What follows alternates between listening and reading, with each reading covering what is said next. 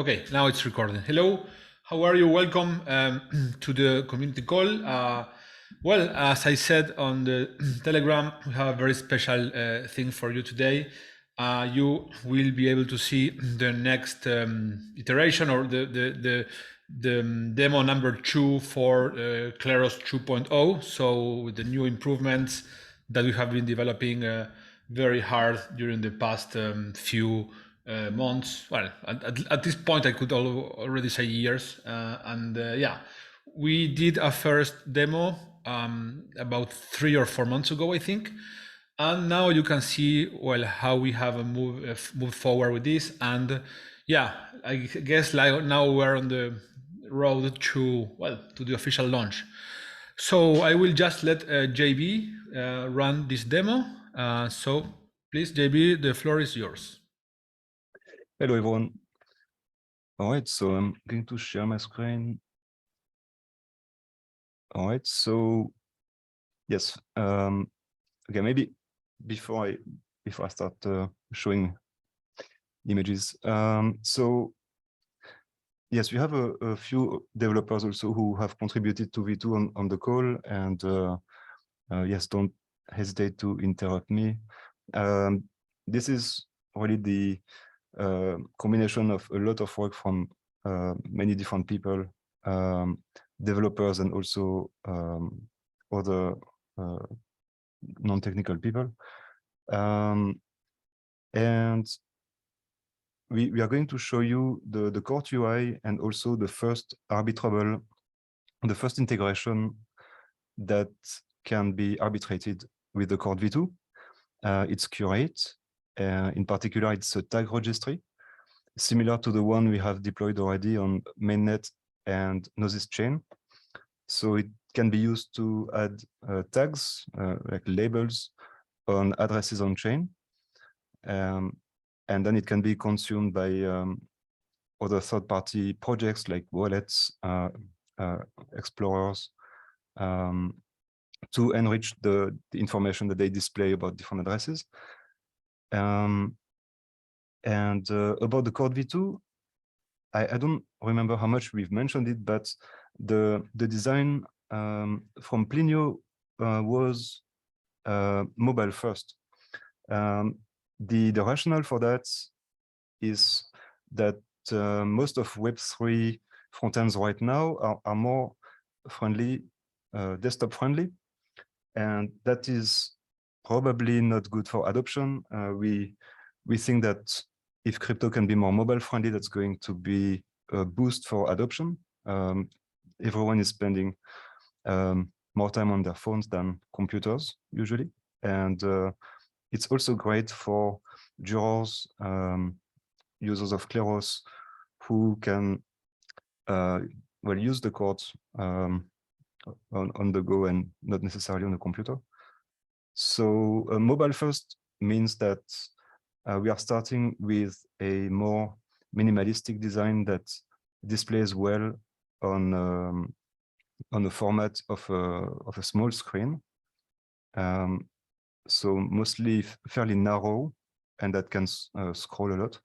And then over time, we add more features which cannot be displayed on the mobile first version, but will only show up on the desktop when the size of the screen is larger. So this is the mobile first version that I'm showing now. So I hope you can see my screen. On the left side, we have Curate, which is running compatible with Arbitrum. And under the hood, it's been migrated to be compatible with V2. I think on the surface, it looks exactly the same as the existing Curate. And then on the right side, we have the Core V2, which, well, this is the landing page currently. And I'll start the video and I'll explain a little bit. Hopefully it's not too slow, too boring. So yeah, so this is showing that Curate is indeed on Arbitrum. And this is tagging addresses on Arbitrum. So these were existing items that were previously attempted to be added to the registry. And now we'll look a little bit at the UI of the Kleros V2. So we can see an increasing number of cases recently. A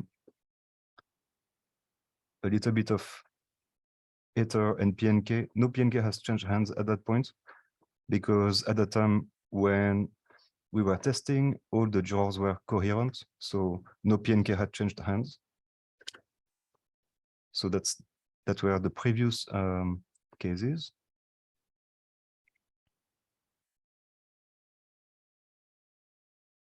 Okay, so now this is the view focused on showing all the cases, so it's paginated. We can basically see all the history of cases. If we want, we can search. You can see which ones are still open. Those ones are resolved, the purple ones. For example, that one had been executed. Now we look at the dashboard, which is sort of a profile page for a particular user. We can see some sort of performance, like gamified indicators.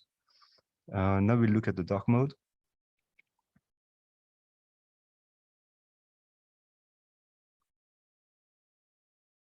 That's my favorite personally.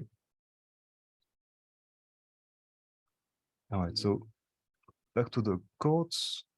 Okay, so then now we'll actually create a new dispute here. So we are going to submit a tag, the PNK token on Arbitrum. So we are taking the real address.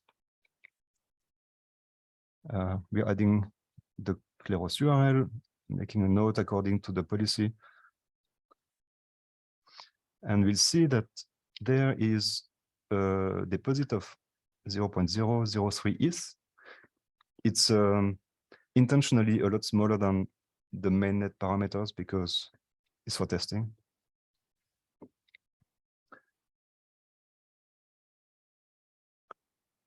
And okay, so now we can see that there is a new submitted item. In this particular case, the challenge period is 1 hour, again, for testing reasons. And okay, so now we are changing the wallet. We are using this Juror 3 wallet to challenge this item. This item is going to be accepted. So the challenger is going to lose his deposit on this one. All right, so now we've reconnected with the challenger's wallet and it's challenging the submission.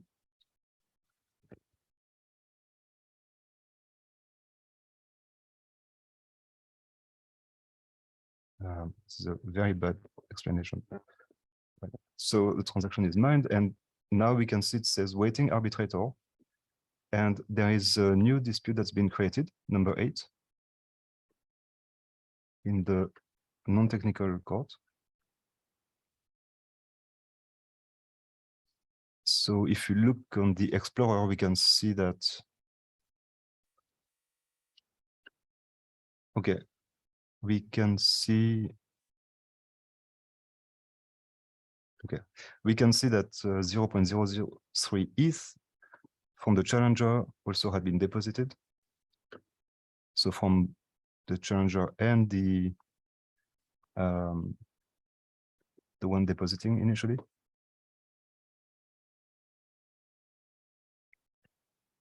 All right, so now we'll resolve the dispute.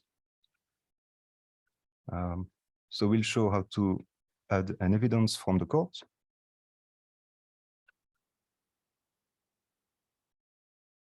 All right, we'll show the policy again from the court. So we've got different tabs for different stages of the resolution. Maybe it's going too fast. It's going too fast. Okay, evidence looks good to me. So I think that was a different draw. different party is going to show up. Yep, okay. Okay, the second drawer is connecting, maybe adding a different evidence. Well, okay, maybe. Now, before voting, we need to draw the drawers.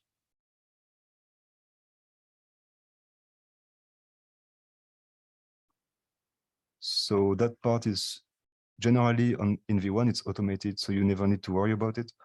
All right, I'll just go back a little bit.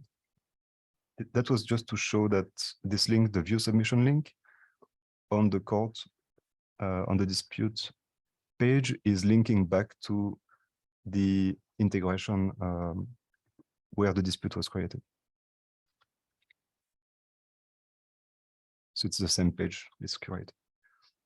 All right, so now we want to vote, but we still have to draw some drawers. So you can see there's a command that's been executed. Usually it's taken care of by the bots.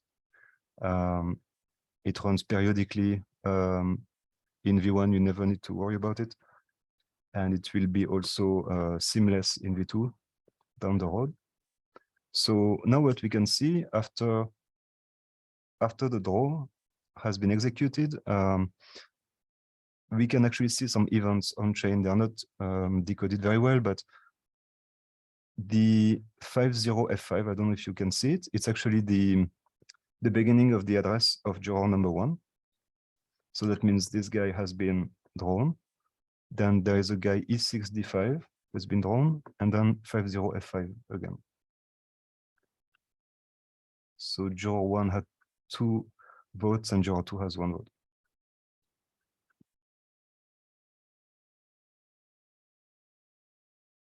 Then we are moving to the voting period.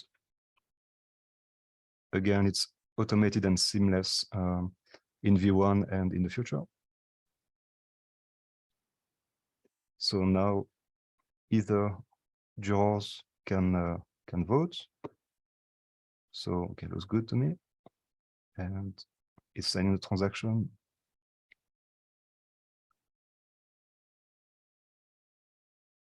And the other drawer, so we are switching wallets. Okay, we can see before the next drawer votes, the first drawer has voted with 2 votes of voting power. So it says 2 drawers have voted out of 3. And then the last one will vote.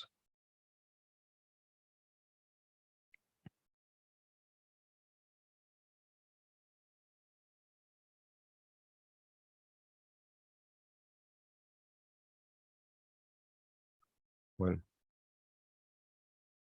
we want to have justifications. It's good practice. So, all right. So now all the drawers have voted, and we can move to the next period, which is the appeal period. There's a 2 minutes.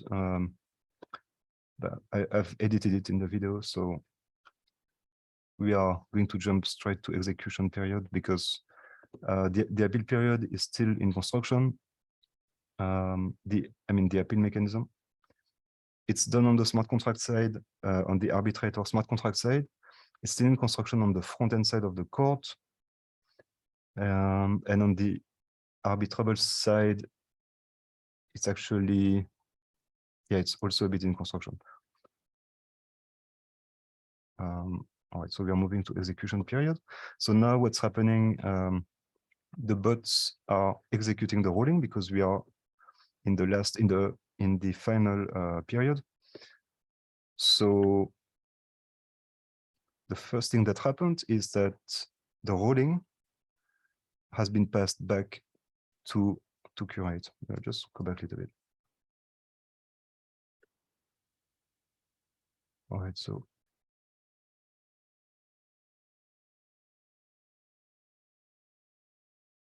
okay, so we can see that it's registered. So that means curate has received the final ruling from the court, and the tag is approved and added in the registry.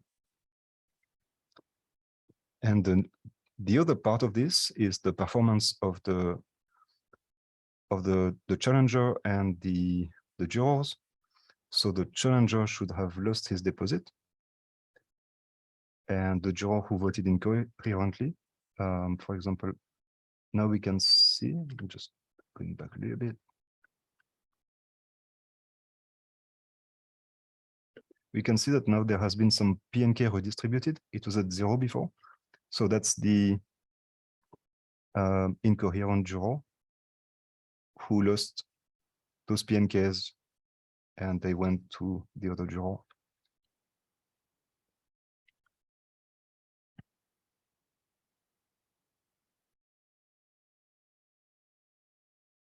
All right. Yeah, so actually we can see it in the Explorer as well. There were these two transfers of PNK, and this ETH also has been transferred. So transferred from Kleros core to the winning juror.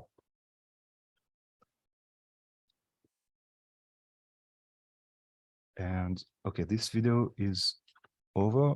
I'm going to show the next one.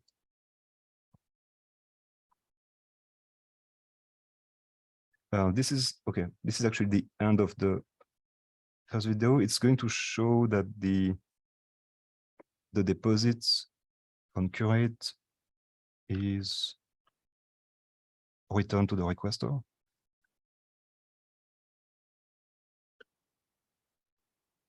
So yeah, the 0.003 is going back to this guy F0 who had added the tag originally.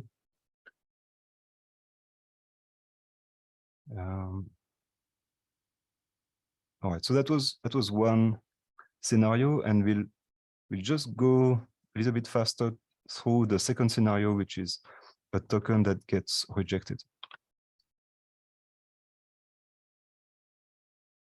So, okay, this time we are adding a very scammy PNK token in the address tag.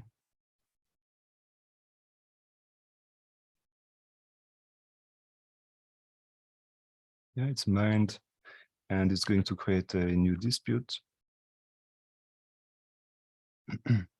Oh, it needs to be challenged first. Okay, so this guy is going to challenge, is going to win the challenge ultimately.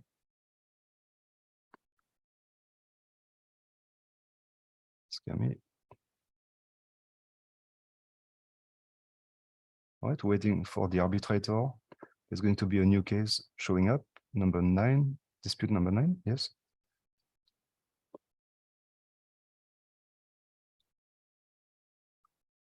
So submit some evidence.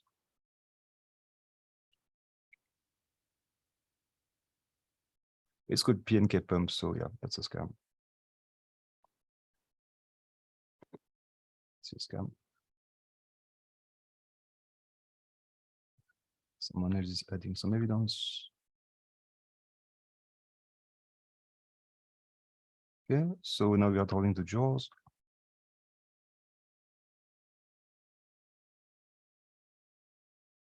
So we are just checking the events on chain to see who has been drawn. So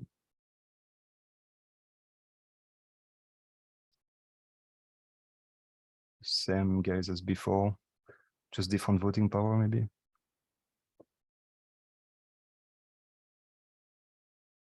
Okay, now we are moving to the voting period. And the shading point will be to reject this item. Going a bit faster.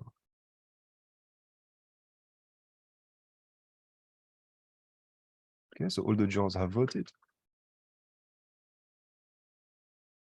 We are skipping the appeal period, going into execution period.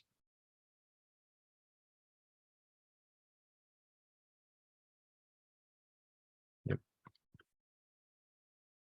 So, okay, still challenged. We can see the item is still challenged on the curate side. So execute is just a redistribution of the tokens. Now this one, execute rolling, this command now is passing the rolling to curate, and now it's rejected. And the challenger who is BB32 is going to get that deposit from the requester. Yeah, we can see more PNK has been redistributed on the court.